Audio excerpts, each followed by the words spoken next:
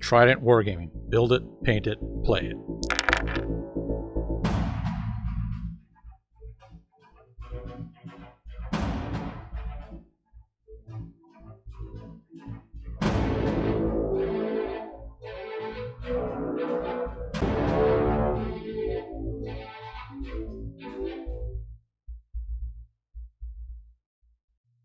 Hey everyone, welcome back. Another Trident Wargaming podcast episode. That's right, we're doing bolt action again.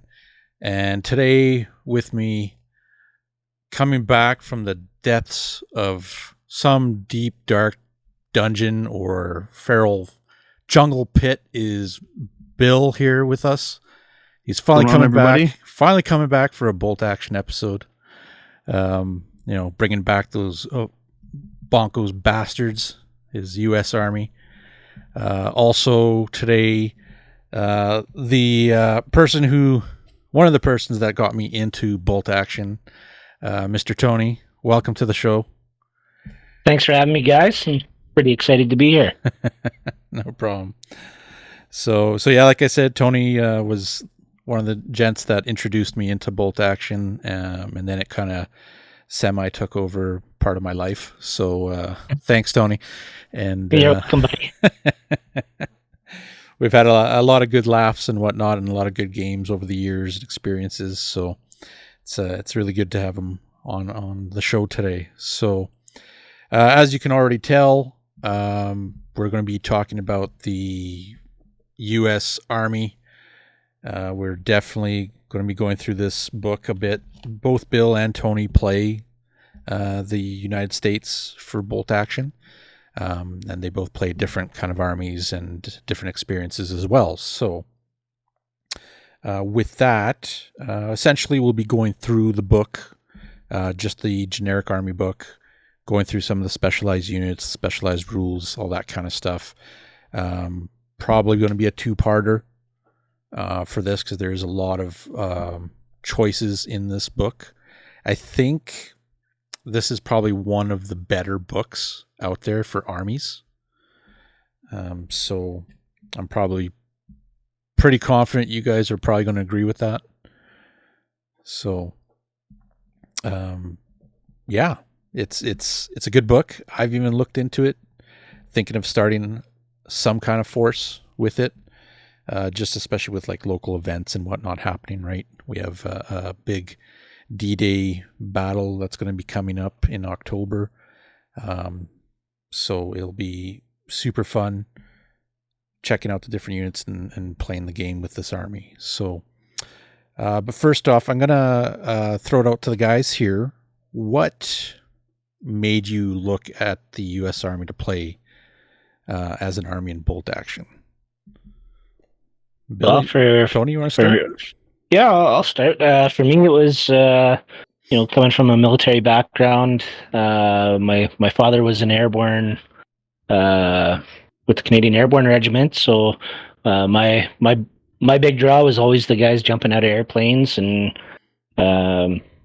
easy company with a band of brothers.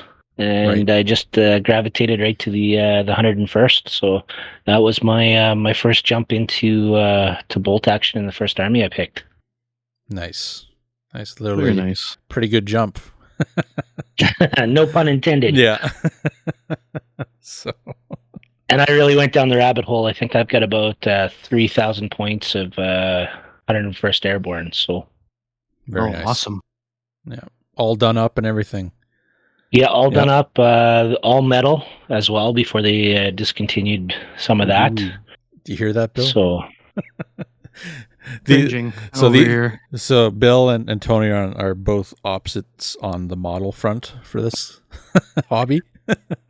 Well, no, I've actually gone back to the plastics. Oh, have you? Okay. Yeah, I'm doing a German army right now. All my commandos are plastic, and my Canadians I have starting to retire the metals and building the plastics. So very nice. Plastics are better. Just so good. Yeah, I've said it before, and actually even said it today in another conversation. If my French army was to come out in plastics, I'd probably liquidate all my pewter. So, it's coming. But yeah, it's great. I've been working with my boys. They're both building armies in the slow grow, so we're taking our time and building the different pieces and helping them. Not just building the vanilla guys, but adding some personality, which you don't get in the pewter. That's right. Yeah, that's right. And Bill, yourself, what got you into the Americans, besides me pushing you towards that? Well, there was some prodding for sure, but honestly, I really wanted to jump to the Americans. Just one of my favorite armies. I know when I first started getting interested in bolt action, I asked straight up. I was like, "So, are Germans popular?" It's like, yeah, they're popular. And after looking, I'm like, okay, so Germans are pretty much the equivalent of Space Marines in 40K. A lot of people play them, and I'm like, all right, fuck that. I want to do something else. Yeah. Obviously, my next favorite is Americans, just because I do like the World War II era. I like Vietnam era. I'm all into that. I actually watched a couple of black and white History Channel style shows, Battle of the Barge, Baston, a bunch of just to kind of get into the era. And then I ended up finding a DVD of the Devil's Brigade. So I was like, okay, I watched it. It was awesome. I've never seen it before, so it was pretty fucking legit. Plus, Saving Private Ryan, all the World War II movies that you can watch out there. Yeah, they're very Hollywooded up, but lots of fun. So I decided, you know what, I'm gonna go jump in. I'll go with my Americans as my pick. Found out, hey, there's some pewter models, there's some resin hybrid models. I was like, holy fuck, I'm back in the 90s with GW. Like, what happened here? So they do have some nice plastic kits, and I really like the 148 scale tank. So I decided to start snooping around online. Found a couple Tamiya kits where I was able to get the Sherman, the M10, and then pick up the 76 mil Sherman, just a later version, and bought those. Started converting a bunch of squads, and just really jumped in all the way. Pretty much looked online, did some research of how I wanted to run my army, just trying to stay true to an era, which is pretty much mid. Right. 1943 is basically what I'm focusing my force on, but that was kind of the inspiration. It kind of kicked off, and I really just wanted to kind of just roll with that particular force. Very nice. Very nice. Yeah, and you guys had some pretty good fights and success with the army in general. I know seen Bill play his army a few times, and even in some of the events that we've done throughout, in the store, out of store, through Trident, all that kind of stuff. Throwing a twist into a lot of the players with your force and how your play style is, with the Americans, right? And Tony as well, pretty successful missions with his armies that he's played, and either airborne or his regular force or whatever he brings down, right? It's always a good battle. Like anytime we've played, it's always been a really good fight. And it's very much, the mission is like the key thing that we play for, and we've had some good battles in the past. So, and it's actually been a long time since me and Tony have played as well. And we're gonna have to get something on the books here. Yeah. I actually just brought out my 101st Airborne this weekend against my son's Waffen SS. So we're in the middle of a heated battle here. Nice. So I'm hoping that that'll conclude next weekend when he's back here. Very nice. And we're going at each other. We're not using a scenario. He likes going all out until there's nobody standing. So it's I figured it's a good way to teach the young fella. So the meat grinder. Yeah. So I know he doesn't like the howitzers and stuff. So I'm gonna make sure he gets a full taste of that. Teach him the way. Yeah. That's awesome. Yeah, I know later this year there's definitely going to be a scenario day, specifically with some American Airborne. There's a couple of artillery guns that need to get knocked out before the invasion happens. So Breakcourt Manor? You betcha. So Perfect. prepare for that. I'm sure you'll be up and ready to do that. That'll be fun. And then, of course, the D-Day battle. We'll have plenty of allies and Axis powers on the board to have some good battles with that. So I can't wait. A lot of fun. A lot of fun. So, going forward, we usually talk about the hobby front in our episodes. I think we are going to just slightly touch on that. If you guys have any projects on the go or anything you'd like to mention, what are you working on? You know, myself, I'm all over the place. I'm actually working on a D-Day board. So that's kind of an ongoing project, a little slow at the moment, but a lot of cutting of styrofoam. So there's that. And then, of course, a couple other different miniatures I'm working on for different gaming systems, and then finishing off my Africa Corps army. So that's kind of where I'm at. How about yourself, Bill? Well, I've been a busy little hobby bee. I'm cross-pollinating all systems everywhere. I've been working on Heresy. I've been working on 40K. I'm still chipping away at my spring German Waffen SS style army as well.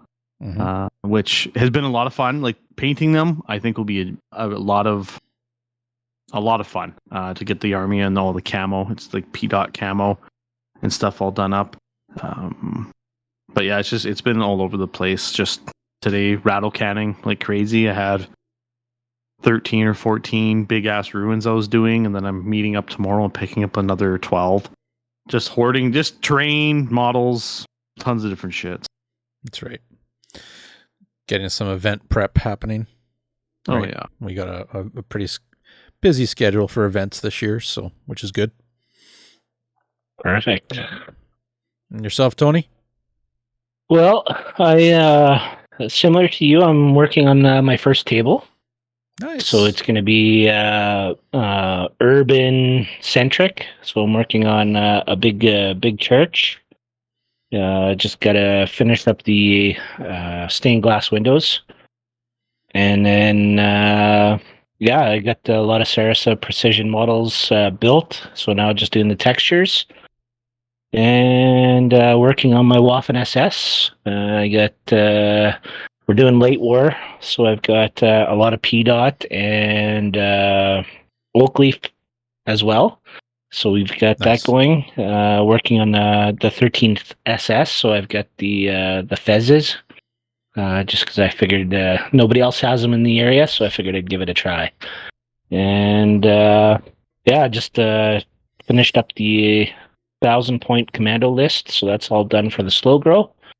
Very nice. And just building tanks and painting with the boys.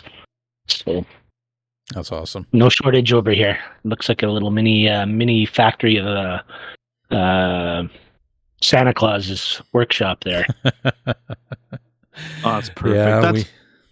Yeah, sorry to no, it's all interrupt, good. but it's kind of fucking wholesome to hear you getting in the hobby time with your boys. I know I got 3 young kids, 3, 4, and now 7, and they're enamored with the hobby. They want to jump in and start doing all this shit, but they're just not quite old enough yet.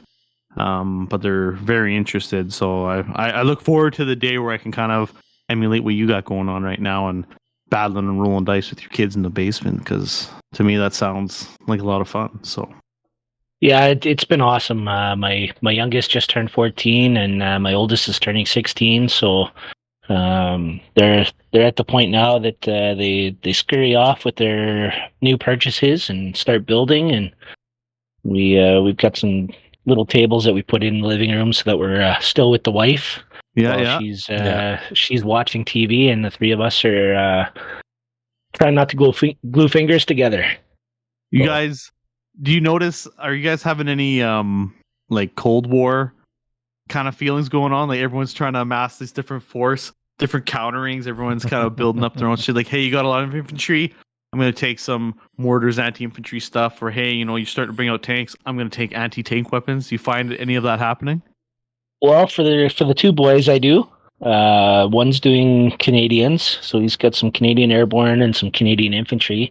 The other one is hardcore Waffen SS to the core. So we just picked up a King Tiger and a Jag Tiger, and I think we've got three Tigers, three Stoogs. So my other fella, he's like, oh, I have nothing armor. So we just went and got him a couple of Churchills, and so the arms race is alive and well over here. Awesome. That's killer. And I'm just sitting back. I'm like, boys, relax. It'll come. Dad's wallet is getting empty too quick. Getting thin. Yeah. Well, you The get thin green line. Yeah, exactly. You get those boys paint, and they have a chance to win some gift cards. So I know my youngest is going to town. My oldest, he's struggling a little bit. He's been busy with school, but Fair he's going to be bearing down pretty hard. He's reffing right now, so he doesn't have much time. But the good news is he should have about $600 in his bank. So his thin green line is ready to go. Oh, that's awesome. It's good to hear. I might have to dig into his war chest here to repay a little bit. Daddy needs some new toys. Yeah. Oh, right on. So with this army, the U.S. Army here, their Army special rules is what we're going to start off with, of course. I don't know, man. I think they probably have some of the best Army rules, right? Like, I don't know about you guys, but that's my opinion. Like, I've got all the books. So, I mean, I've looked at a lot of the Army rules, and they got some pretty good ones. All I gotta say is fire and maneuver. Yeah. Is gold. Yeah. No, it's fire maneuver. I mean, with your bars and your rifles, your M1 Garands and whatnot, being able to do that advance and not get that penalty, that's huge. Right? Yeah, you get to bring your weapons to bear quicker, and actually deal out the damage where, some of those guys, when they start moving, especially regular inexperienced guys, they're not really doing much. Sometimes not even putting pins on. Yeah, that's right. Well, that whole rule changed the way I played my infantry. I dropped all my SMGs. I was taking SMGs on my NCOs, and I was like, fuck it. I'm going all rifles and a bar so I can move and fire the whole time and be really aggressive with my infantry and take that half, the midpoint, the no man's land in the board game. If you control the center, man, you're gonna be able to dictate what happens in that game. I'm a firm believer of that. So I just love capitalizing on that as a rule. Yeah, and like you said, Bill, with that fire and maneuver with the rifles, I do similar. I barely take any of the SMGs. Getting that firepower right to the front, that's huge. And you control that center half, and you can dig in pretty quick and not have to worry, and you can counter move to your flanks pretty quick without that -1. So. It's a great game changer. Yeah, I've seen it. I even seen it actually today, the day of the recording of this episode. Played against two players who are using American forces, and let me tell you, it's kind of scary when you got all those guns bearing on you, and they're just hitting you better, than you're dishing shots out, kind of thing, right? And it's just like, oof. They're moving, they're shooting. They're moving, they're shooting. There's very mobile infantry force, which is pretty good and is very accurate, I guess, to the army, right? So it has a good feel to it. So definitely, if you're like in an army that can move and fire all the time, like this is the army, right? So And then on top of that, like, I don't know how often this comes about, but the gyros stabilizers, and again, a weapon that has the gyro stabilizers, same kind of thing. They don't get the -1, right, to hit for when they move and whatnot. And I think it's their main gun usually, but Main gun, yeah. Yeah. But you have to be a veteran. That's the limitation, is you must be a vet. Yeah. Which I know there's been some debate if it's worth doing that. I know Chris and I have talked about, it's not worth making your tanks vet for that. At the same time, I think, you know what, it's majority of the time I'm using my tanks as an MMG boat. Yeah. But when I want to use that turret mounted medium anti-tank gun, it's nice not having that -1. Especially in a tank wars, right? Absolutely. If it's tank wars, I would definitely take that all day long. But with one tank, sometimes that's tough, depending what you're going up against. If you're, Panzer IVs or the Tiger Fear guys, I would take the veteran all day long. But for the most part, I don't take it in regular games. Just that extra points you can add to some other stuff, Rangers or more infantry with more guns, right? So yeah, but it is a great rule. Oh, it definitely is. Mind you, like, again, point cost, like you guys have mentioned, point cost is a big thing. Usually it's a pretty big point difference for veterans, and it's really, a majority of the time, it's only going to be on one unit, right? Like, you're only having one tank, essentially, unless you're playing a different theater selector or whatever it may be. And, I'm not even sure how many tanks actually have this equipped on them. So we'll have to take a look at that later on, maybe not in this episode, but cool rule. It's there. If you feel like it, hey, you can take advantage of it, but is it worth the points? I don't think so. Not myself, at least. So, yeah, and I think that's only mostly on the Shermans, if I remember correctly, too. Yeah, makes sense. There's so many of them. So, their air superiority is, I like this one. Just being able to call in 2 airstrikes. Lately, I've been using airstrikes just with my Germans, and sometimes it backfires on you. But I kind of like this with more of a thematic theme to the army. If I'm using the United States Marine Corps kind of army, I think it really fits for them. So it's cool. It's a little freebie that they get. Some people might be like, it's too overpowered. I don't know about that. I mean, there's a lot of times where it does backfire you. Like, I played Brandon, and he had used it, and both of them had backfired and, like, literally pinned out his army hardcore, right? So it's another one of those high risk, high reward kind of a things. So yeah, exactly. And I do like it, though. Yeah, I would use it myself for sure. Bill, you haven't really used the Air Observer much in your battles. No, right?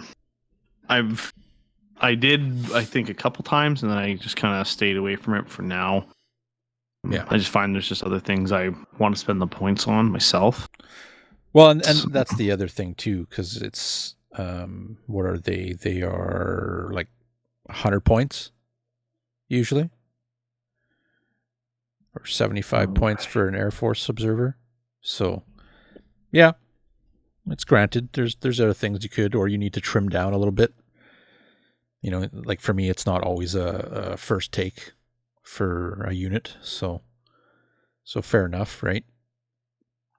Yeah, the only time I take it is when I'm using the airborne.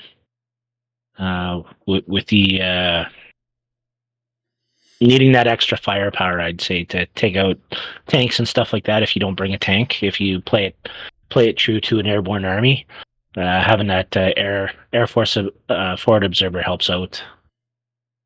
Yeah, for sure. And it's pretty cool too, because like myself, I have an actual model to represent where the plane is coming in from.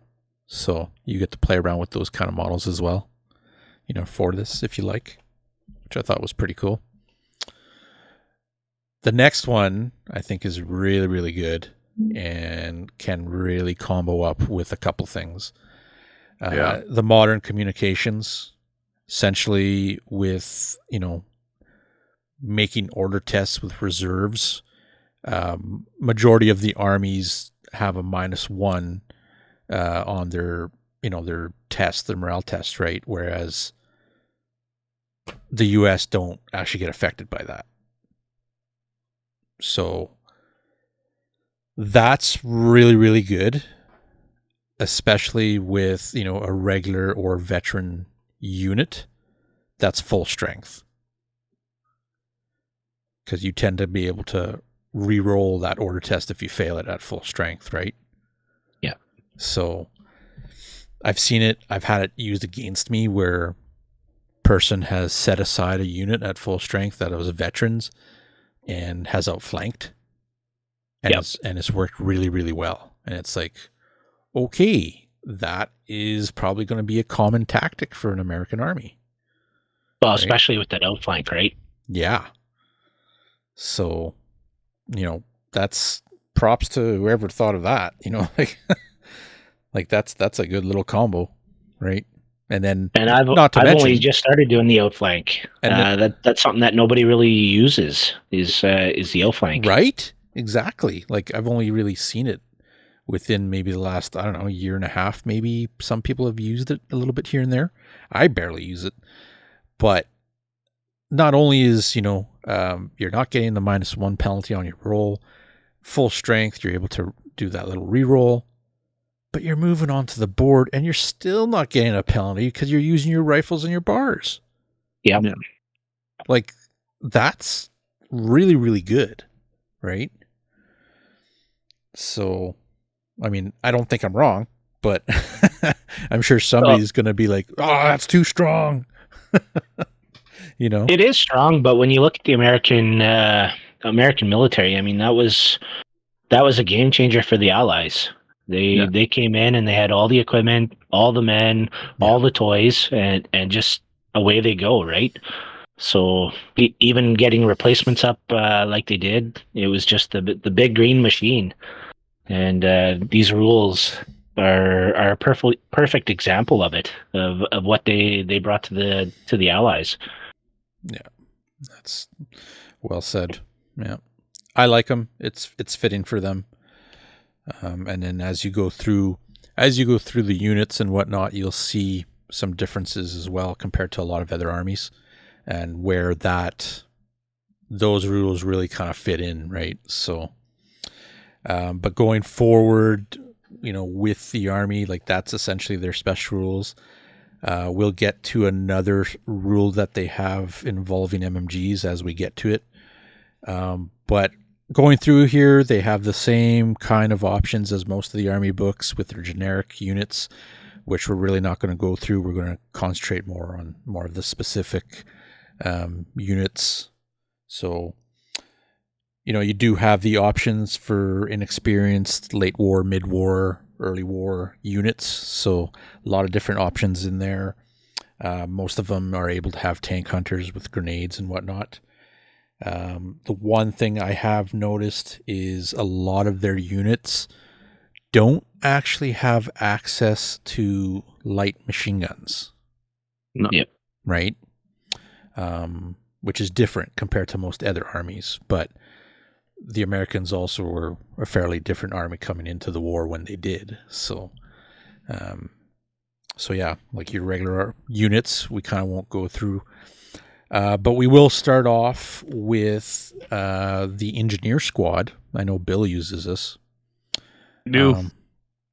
So again, you can't get inexperience with these guys. They have your Garands and your carbines.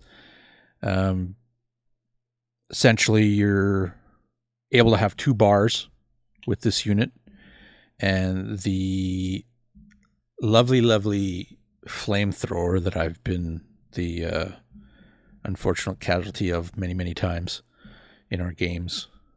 And then, of course, you can be a tank hunter with this army as well, or this unit, as you can give them upgrades.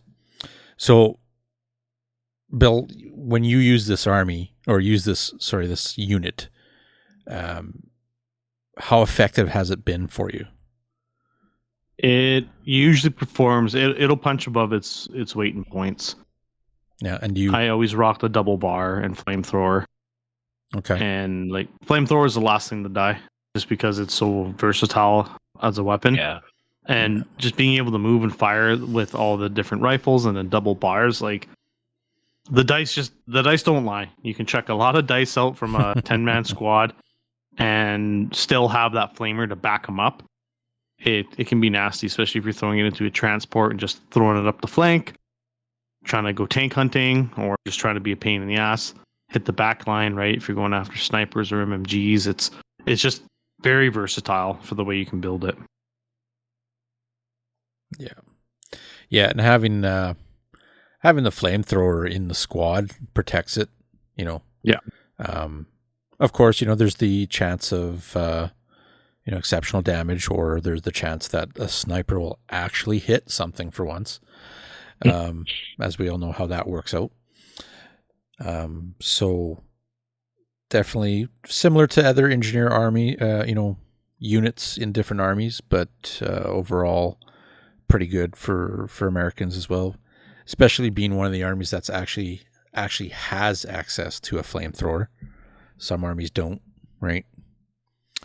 Yourself, Tony, you use the engineers? I haven't really dabbled too much in the engineers. I am working on adding one to my current US list, but I've just never really used the flamethrower too much. But yeah, Right. The double bars. Anytime I can take the bars, that's the only way I go. So Very nice. Yeah. Next up is the Paratrooper Squad. So veterans for this guy. It's 12 men could be in this unit, I believe. Yeah. Yep. Yeah. Grands, carbines, of course. Same thing. This you can actually have submachine guns if you wanted to, but as discussed before, maybe it's not the best option. But of course, this is also one of the units that's allowed to have a light machine gun, right? So it's a little different. yeah, without the BAR, right? You gotta have that fire support of some sort, and it's the trade off. The only problem is with that light machine gun, you're getting a couple more shots, but you get that -1 penalty. So Right. It makes it tough. Usually what I do is if I'm taking a light machine gun, then I try to make it all rifles and take it as a 5-man unit and kind of use it as a light machine gun team more than anything. Use it as an area denial piece and just kind of try to hold an area and keep that LNG from moving. So that's kind of what I do with my with the units that I use the LNG in. Right. Bunker down And hold having that position. Yeah, hold the position, and then you give them that stubborn rule, and they'll just lay there forever. No, for sure. I know we have a new player looking at airborne and whatnot. Just starting to get into it. Damien, he just started getting, and he's definitely looking at the different units. And I've mentioned to him, if that's what you're kind of going for, airborne, you want to start looking at some of these units, but don't forget you can just go with reinforced platoons and kind of build what you want, right? So Yeah. But it gives them an idea kind of what's what. So not bad unit. Again, one of the units that has the option for a machine gun. The glider squad, I don't think I've ever seen this one. Actually, It's pretty much the same. yeah, mentioned Except really. this one's got the bar. Yeah, there you go. Same kind of unit, like Tony said. Do you use this one, Tony, at all in your armies? I've got one set of glider squads. Okay. But I usually say that one for, if we're doing a true to life scenario, like Pegasus Bridge or something. Right. Where with Curtis and I have done it a couple times where we've had the guys actually parachute into the scenario. So we would use a glider that way, but outside of that, I'd only use it for themed battles and whatnot. Yeah. Well, fair enough. I know, Bill, you haven't really touched any of these two squads. No. You've stuck kind of more with like the basic infantrymen, right? Yeah. So pretty much just play around with the infantry, the engineers for the most part, are kind of my exotic army. Then it's just regular infantry squads. There's so many options with the regular infantry squads too, because you can have them, in your half tracks or just slogging away. There's just so many options just with the infantry squads. Yeah, and that's what I like about the American army. You have so many options.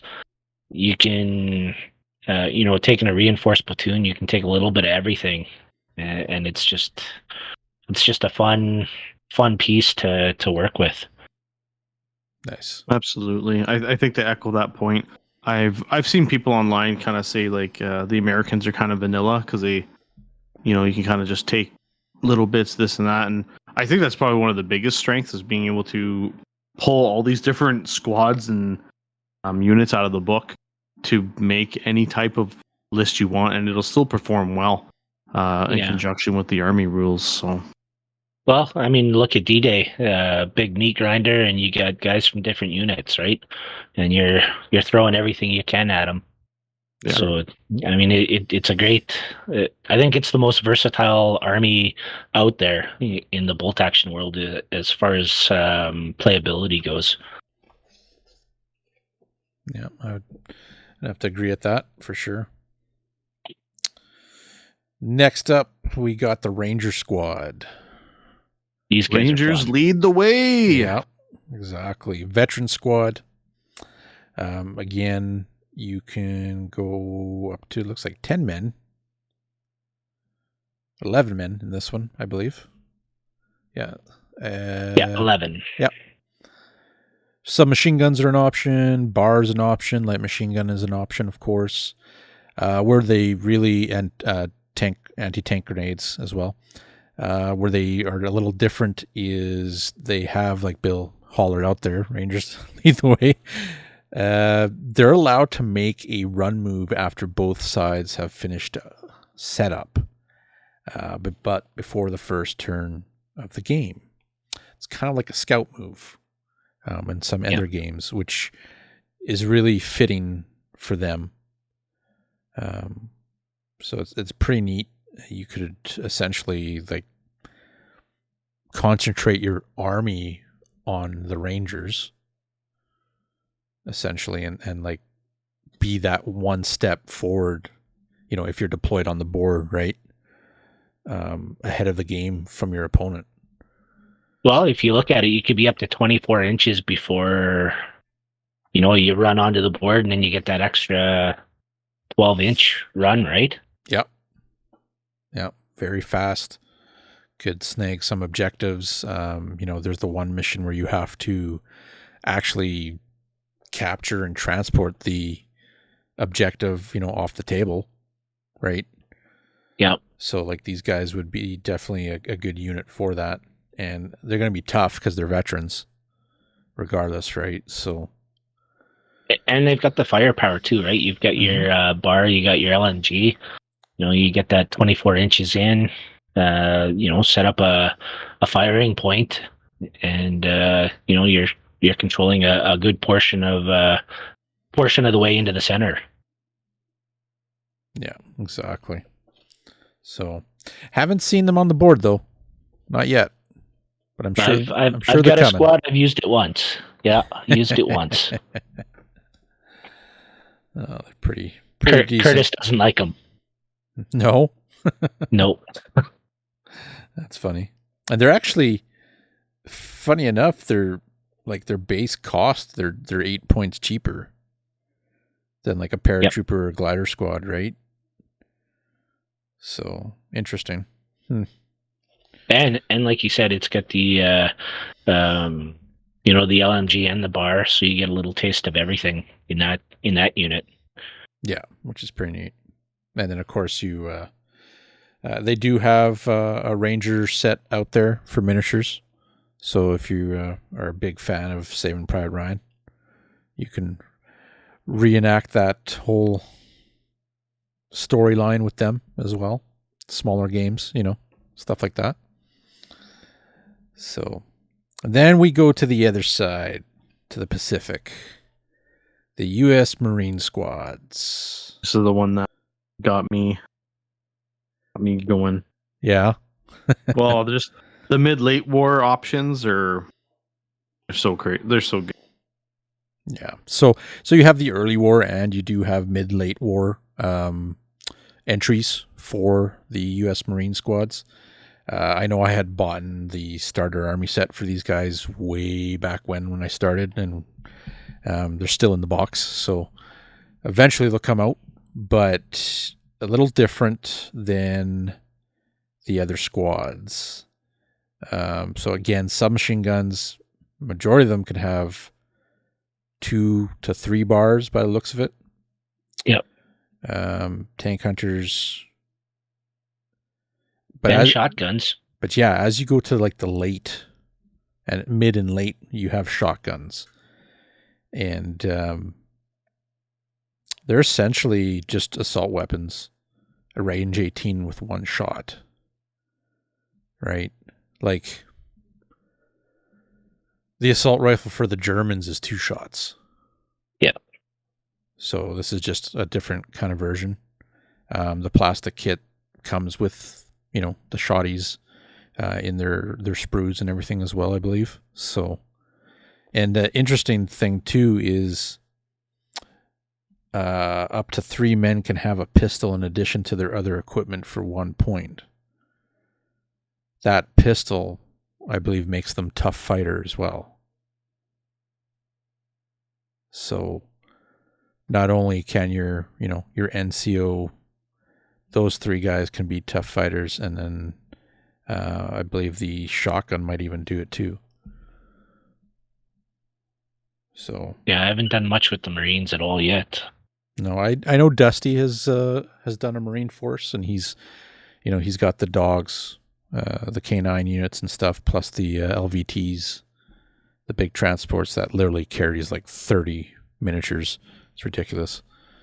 So they have some good little options. It's a different taste and flavor to the infantry for the Americans. If you like to, if you're fighting in that theater, maybe you prefer that theater compared to the European theater, or the Africa theater kind of thing. Yep. So definitely interesting. Those models miniatures you can definitely use for more than just World War II, I'd say. So yeah, definitely. You could even, I think, use them into Korea. Yeah, exactly. So, and here's the other different thing with the American army is, so normally most armies can only take 1 medium machine gun team, whereas the Americans actually have the option to take 3. Mm-hmm. Right? Yep. Which we all know there's not a lot of love for MMG teams a lot of the times.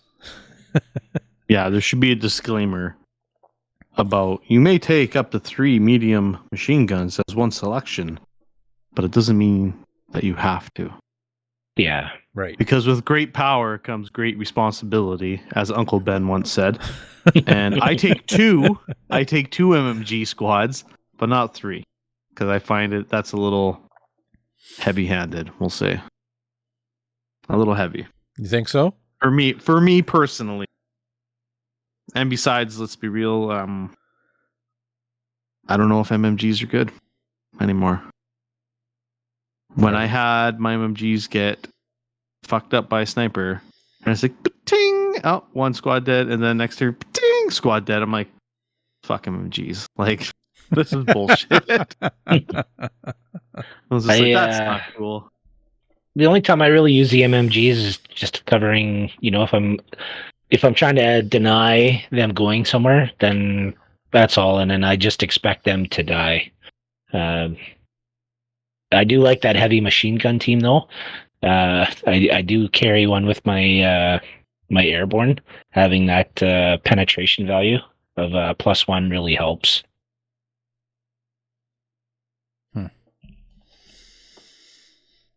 The only downside, it's 70 points or 91 points for a veteran. That's right. Yeah. That's the only downside to the heavy machine gun team, but yeah, you don't see too many heavy machine guns unless they're like equipped on a tank or something, right? Yeah, I use it sometimes with my airborne just to give me that extra little bit of firepower. Yeah. No, very good. But they're quickly dispatched, like you said, Bill, with the snipers. Yeah. They just become bullet magnets. Oh yeah. Yeah, it's always that struggle with MMG teams. Happens every time. Bazooka teams. Essentially one of the only armies that actually has a 2-man team with an anti-tank rocket bazooka, Panzer Shrek kind of weapon.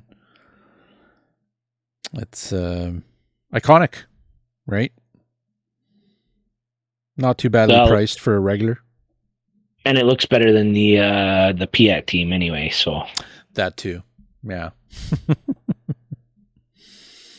So I'm always looking for one of these when I play against an American player. I expect to see one of these all the time. And you can get a little sneaky with them too, right? Just because they are that small team and whatnot. Mm-hmm. Just keep out of sight of snipers. So. And if you are an anti-pewter guy like myself, the standard infantry kit that you buy comes with bazooka with an arm on it that you can actually model a bazooka team out of, which is really nice. Myself, I have done that very same thing. Mm-hmm. There's tons of options in that kit if you really want to convert like your own sniper team, bazooka team. I was converting MMG teams out of like between the Tamiya tank kits that I got and the infantry kit. Like that's right, pretty legit overall. It's very versatile, especially if you get the new kit and the old kit. Yeah, and there is a difference. You can really go to town. Yeah, very nice. Yeah. Luckily, I have a few of those now, so I've been really snapping up any of the old sprues and stuff to get the bits and all the little stuff that you don't get with the new stuff anymore. Right. And speaking, since we're here at the topic of the kits, so like you said, there was 2 kits, and your store might have the older kit from the starter set. It depends on when they got it. The miniatures for the infantrymen kind of seemed a little more cartoony, I think. With the older kit, right? The newer kit, they definitely improved it quite well. tenfold. Yeah, because Bill, I remember you were assembling it, and you like messaged me. You're like, "What the hell is this shit?" Yeah, well, so I got the old kit initially. Yeah, and I had a new kit as well. So I'm like, I'm going to build this box. Well, none of the rifles are in the fucking hands. And you're building your guys, and they're all weird. I'm trying to glue in a rifle. I was like, how the hell is this rifle supposed to go in this goddamn Mickey Mouse hand? Because, like, it's just not fitting, man. And then I opened up the other kit, and it's all modeled on. All you got to do is glue the fucking arms to the torso. It's like, this is way lots easier. of frustration. Yeah. Quality of life, right? Kit. Yeah. Well, that's why I went to the pewter to start with, because when Curtis and I started playing, the plastics were a pain in the ass, and trying to find all the fiddly little bits. I'm like, I am so done with this. I'm just gonna go buy pewter so I can paint and get playing, rather than trying to glue my fingers together and get frustrated and just leave the hobby, right? So, but it is nice having those spare bits, and the loose weapons and stuff, because you can do so much more with an officer looking at a map, or looking through the binoculars and stuff, and you can still have that weapon and give them that flexibility of the look. Nice. Yeah, absolutely. Yeah. But they were junk. Yeah, I didn't start with the Americans myself. I started with the Soviets, and their current kit is still you're gluing in the actual rifles. Outrageous. So the Soviets are like that. I believe the Japanese are like that still. But I know that a lot of the new kits that they have been coming out with have gone to the rifle is actually molded with the arms kind of situation, right? So it makes for a much nicer kit. It makes for a much more stable rifle, because what I found is, and not just the rifles, I found with the older kits is the rifles and the LMGs that you get with them are very thin. And very flimsy. Like your LMG, like for the Soviets, the LMG, it kind of flanges out a little bit right at the end. And like all you have to do is clip it one wrong way with the foam out of your pack or whatever, and you just busted the tip of the barrel, right? Yeah. Same thing with the same thing with the rifles for the Soviets. Like you snag a bayonet and it's gone. It's gone, essentially, right? Japanese, kind of same thing, So that American kit was no different. Basically, the bar looked like shit, and was super thin. And then when that new kit came out, I was like, "Oh hell yeah! Like that's top notch." They're stronger, right? Like they're a little bit a little thicker, so they're not actually going to break. Like even like my DAC army is exactly like that. It's a newer kit, and love it. It was just like it's like my Blitzkrieg kit. Same kind of idea, molded weapon to the arms. So yes, you're sometimes limited by the poses that you get with that. But what I noticed is those older kits, if you just go and cut arms out and cut guns out, and you're not following, you're not following the diagram of what pairs up with what. I did that with my Soviets, and believe me, I definitely regretted it. So a lot of green stuff and filler, and well, that's just it. It's like, and then it looks like crap, and it's into the garbage. You got to figure it out, right? So yeah. So yeah, that's the little rant about the miniatures. But other than that, like you have your sniper team, which is normal. You do get access to a flamethrower team, which is nice because you can have either the separate one or you can have the one with the engineers. So essentially, you can be rocking or both. Exactly. Yeah. I've done a lot of the single flamethrower teams, just never as the engineer. But just like you said, Bill, having both options, that's another game changer right there. Yep, absolutely. Gets scary because I don't like flamethrowers after my commandos ate a lot of them. Yeah, they the flamethrowers themselves command some respect on the tabletop. 100%. If you've ever had a tank go down, just getting pinned out. If you haven't, you'll find out. Well, I mean, that flamethrower wipes out veterans in no time flat. Yeah. Veterans, tanks as well.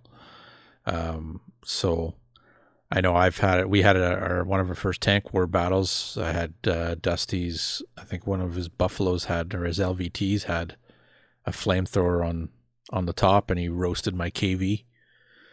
And I failed my roll, and that was it. KV was done. So Yeah, right? and that's a lot of points gone for from a small unit like that. Yeah, exactly. So they are definitely strong, obviously limited in range, but usually you have them in a transport or they're with an engineer squad or a pioneer squad or whatever you want to call them for whatever army you're using.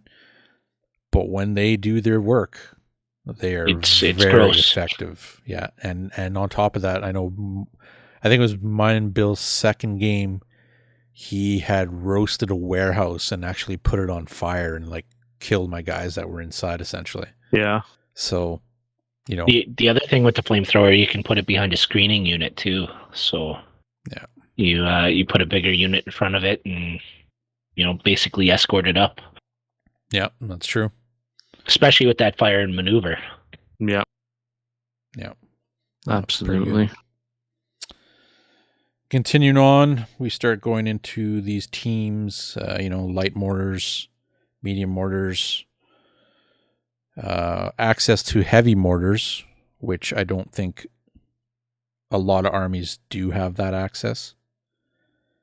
So I think majority of the like major factions, I do believe, have it, but you don't see it very often. It's usually only the medium mortar. When I play my Soviets, I take a heavy mortar. So just in case there's a Tiger tank opening its top hatch. And so Tony knows what I'm getting at. I'm sure Bill does too. I've heard the story. Heard the tale. So yeah, that was an epic legendary event that happened. Oh yes. Yeah, the dice were hot and there's a lot of sixes. So yeah, moral of the story is don't open your hatch if the enemy has a mortar. Yeah. Exactly. Don't chance it. Exactly. Yeah, when it's raining, stay buttoned up. Exactly. So artillery for the Americans, they got a fair bit. Yeah, they do. Light howitzers, mediums, heavies. They all seem to have. No, maybe not. I was thinking they had gun shields, majority of them, but seems like they have some good options for weapons. Model-wise, obviously, you can figure out what you want and fit them into the slots. They also have the recoilless artillery as well. That heavy artillery piece is the nice one. Mm-hmm. I've used that a fair amount of times, and when you hit with that, that is a devastating blow. I know I've been able to hit Curtis with that a few times, and that sways the whole battle. You get that heavy artillery going, and yeah, it's HE 3D6. That's legit. Yeah, and you're dropping down the 4-inch HE, right? Yeah, so essentially, that's nice. Essentially, because most of these books are, like, I don't know if you've noticed or not, but the German book says it's for version 2, and most of the other books don't. So that HE 3D6 is kind of like the older rule. So heavy howitzer has the larger template, and then you go through the chart. But it's again, 3D6 in the building. There you go. So yeah, but like.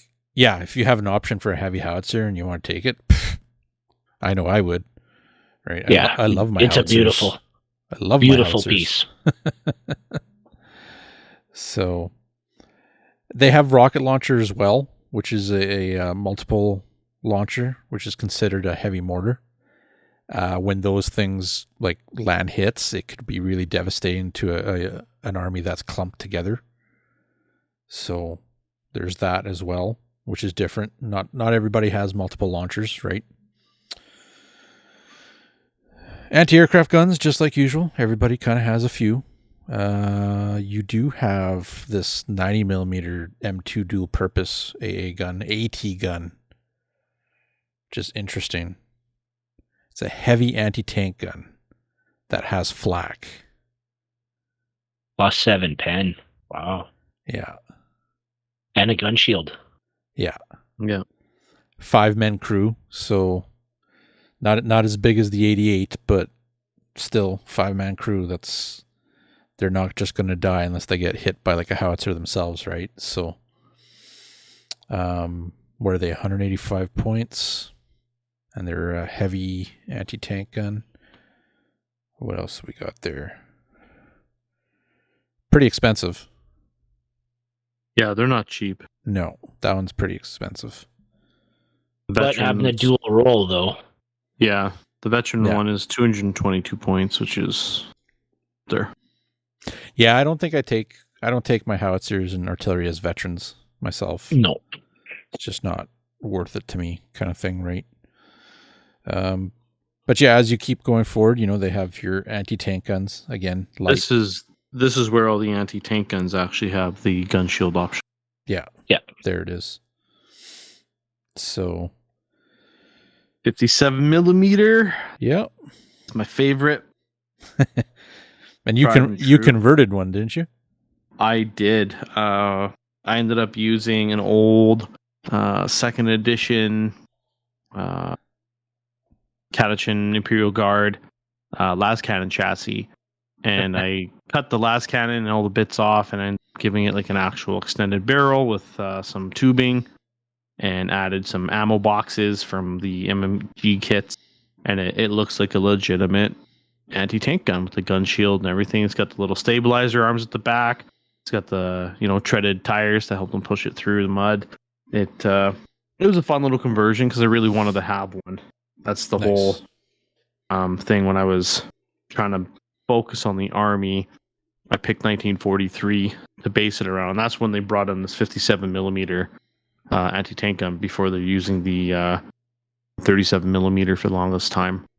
So I kind of felt it was fitting, right, to make something that looked pretty close to the pictures, at least, right, for the army. And it looks great. Done okay. It looks awesome. Yeah. It looks better than it performs. We might as well take a Sherman, Abel. Yeah, sometimes. Yeah.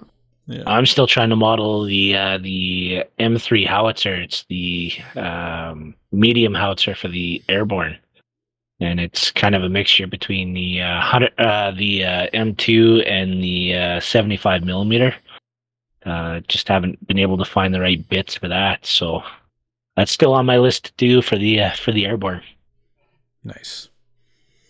Yeah, that's the beautiful thing about the game is you can kind of outsource a lot of different things, and even from different companies and stuff too, right? Different miniatures. So, and even looking through history, just looking through history and seeing the different items they've got, right? So the artillery piece that the artillery guys would have would be different than the guys that are jumping, and seeing the modifications. It's just, the Americans. It's just fun as a hobby to make these pieces that aren't out there. So yeah, exactly. It's awesome.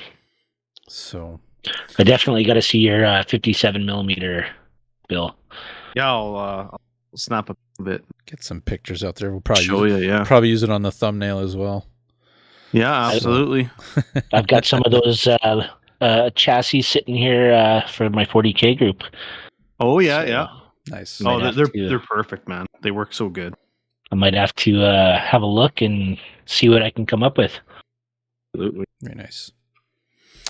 So with this, that kind of goes through like the infantry and anti-tank and artillery pieces and whatnot. We're kind of coming close to the end of the episode for this part of it. We'll probably do another episode, of course, going through the vehicles. There's actually a large amount of tanks and vehicles for the U.S. forces, so we'll definitely hit it up again. So other than that, like, there's a lot of other theater selectors and a lot of campaign books as well that will introduce a lot of different units and or force selections, essentially, and designs for your armies for the U.S. And I definitely recommend, if you're thinking of a specific theater or an era kind of where the battles are happening, Battle of the Bulge, that kind of stuff, or D-Day, or somewhere in the Pacific kind of thing, the island hopping kind of campaigns. Check that stuff out. There's a lot of different options out there. There's a lot of little niche little rules, for theater selectors. And of course, always remember, talk with your opponent as you're having these games using theater selectors. So, but you can have a lot of fun with this army.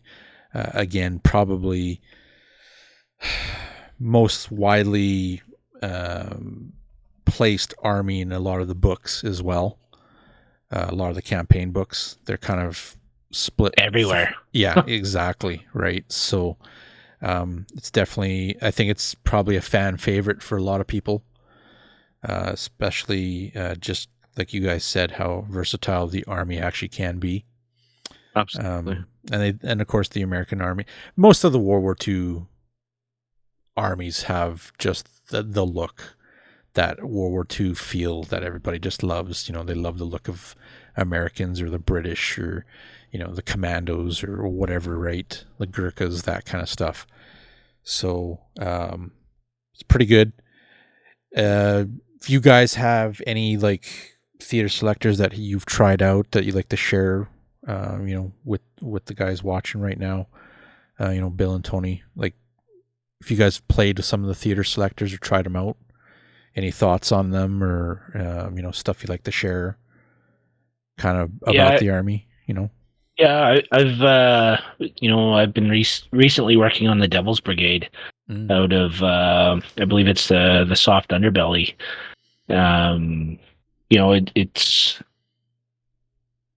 It's just like the movie that Bill brought up earlier. The versatility in that army, being a commando unit and being able to go through impassable terrain. It just adds another element to the tabletop, right? Right. Same with Market Garden. Who doesn't like going to jump into places and take over bridges for tanks to roll in? Yeah. There's so many awesome selectors out there. It's hard to nail down one or two. You got Battle of the Bulge, Monte Casino.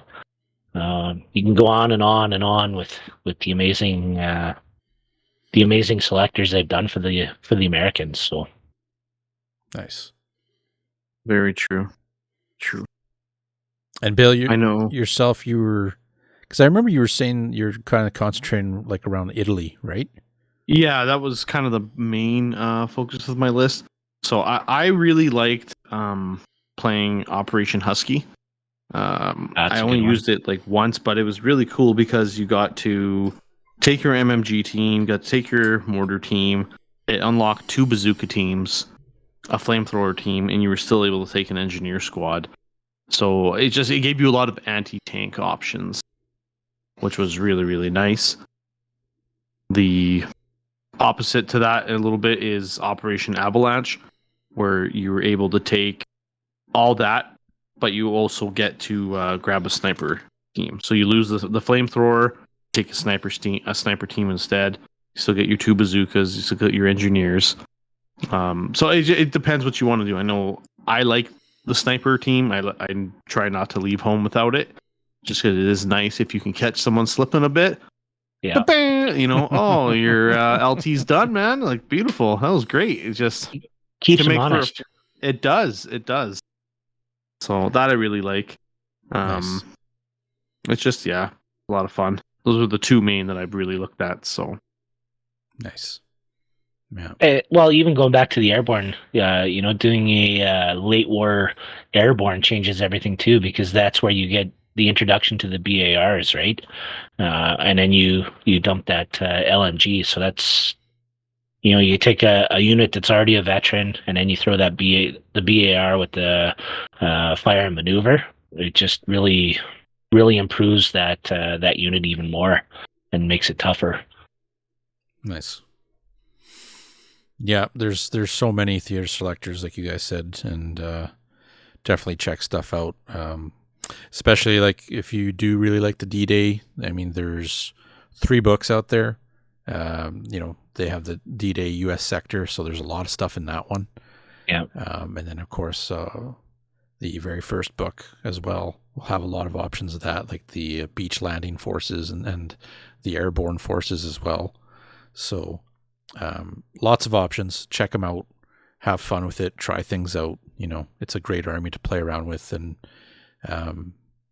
most of the time you see a lot of people playing Americans, which is good and bad at times, like Bill was I think introduced to, or most popular army Germans, and come out and there's like 3 players playing Americans the first time he's playing. It was first time. Yeah, I was like, the fuck? I'm like, you lied to me, man. So we're right on. Yeah. No, that's good. No, it's awesome. And then, like you said, with D-Day, there's so many options there. With the beach landings, once you start throwing in the landing crafts too, right? Yeah, exactly. So a lot of fun with it for sure. The good thing about the Americans too is, as a new player, it's very forgiving. You can make quite a few tactical errors, and you're not really going to pay as dearly as you would with, say, like a Japanese or a Soviet army, right? Yeah, true. Yeah, as a newer player to bolt action, I found the Americans really nice to play. The rules do support them a little bit, so you can play around with it and kind of get a feel for the game while still mowing down, throwing damage at range without that -1. That's massive. So it was a lot of fun to learn the game with that army itself. Nice. Yeah, it's pretty good. Just wanted to touch base just before we wrap up. Yep. Big shout to Frederick and Dustin. We appreciate you guys supporting the channel and jumping on the Patreon and putting up with us and listen to our tales of glory here. So big shout out. Thank you. Don't forget to check out all the links in the description and like, share, subscribe, all that fun stuff. So yes, please do. Yeah, we appreciate every picture and comment and suggestion and idea that you guys throw at us. So we love to try to bring some content to you guys that is enjoyable, might give you a good laugh, and maybe even bring some insight to some of the games that we kind of concentrate on. So I hope you guys enjoyed. Again, Tony, thank you for joining us here on the podcast for the first time. Thanks for having me, guys. I hope we can sit down and do it some more. I really enjoyed it. Absolutely. For sure. We will definitely do that. And I know Bill's going to be a busy bee in the next little while here, getting ready for events and tournaments. So if you're listening to our other side of the podcast as well, we got some pretty spicy 40K episodes hitting the podcast, especially with the new edition coming out shortly. Yeah. And we're still on track with some heresy here and there. So we all here at Trident, we thank you guys for tuning in and listening and whatnot. So hope you guys enjoyed, and keep an eye out for our socials and the Instagram as well. We're always working on stuff and sharing it with you guys too. So definitely check that out. And then pretty much keep on hobbying. And that's another thing. We have our hobby nights, usually Sunday nights, 8 o'clock, 8:30, I believe, in that time frame. There's Bonko's Bastards right there, Sergeant. That's Sergeant right. Rock. Yeah, that's right. Ready to rock out. So he just needs the big cigar now. So missing that. Yeah. So thanks again, everybody, for listening. Hope you enjoyed. Tune in next time, and we'll catch you guys later, and keep rolling those dice.